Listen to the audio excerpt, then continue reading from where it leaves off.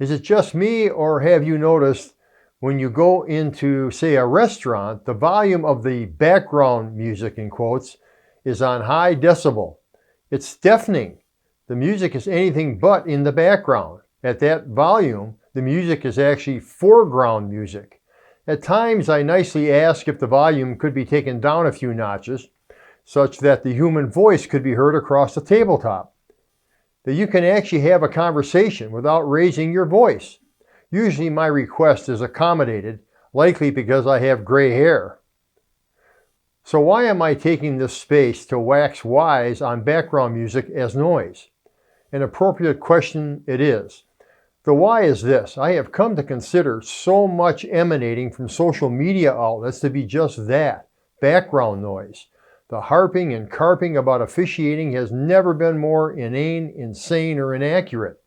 The vitriol being dished out by the uninformed and the misinformed is a stew of poop, excuse my French. As for the cooks making this stew, I include not only rabid fans, but many supposedly expert commentators who are more interested in eyeballs, clicks, sound bites, and a paycheck than they are in being accurate and truthful.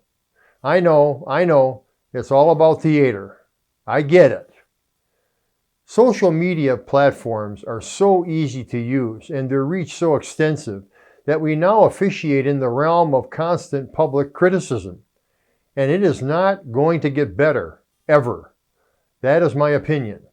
Now unleashed, the sport of trashing officials, aided and abetted by social media, will remain part of our landscape for the foreseeable future. That means until we give it up or croak. Well, you didn't need me telling you that. You are living it, like the rest of us in this industry. And should we care? Should we give a rip about the tripe being propagated about the calls we make or don't make? As a general matter, I think not. At the same time, though, it is inarguable social media is having an impact on officiating. Many, if not most, feel that impact is a negative one. Yet it remains important we stay attuned to the noise while at the same time keeping it toned down. Not allowed to play a dominant or even a substantial role in our officiating practice. Here in our shop, our team aggregates officiating information from a wide array of sources, including social media, broadcast, podcast, and print. Hundreds of such items every day. Some are instructional, some are educational, some are titillating, some are harmless, and some are harmful.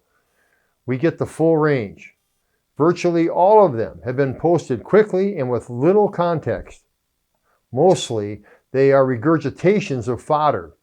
Much of that fodder nourishes the public's belief that we stink or are inept, or that we are biased, or that there is always someone better who can do the job we are doing.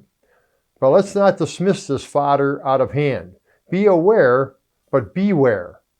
Stay connected, but know when to disconnect. We should not be pining away for the olden days of officiating essentially being carried out in darkness.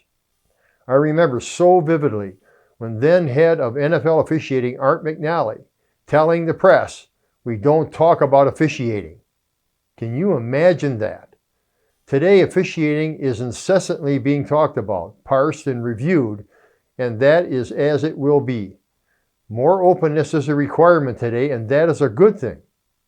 But with this openness comes the responsibility of visible support for officials. If officiating is now conducted in the glare of Klieg lights, the support of those officials deserves to be seen in those same bright lights. Thank you.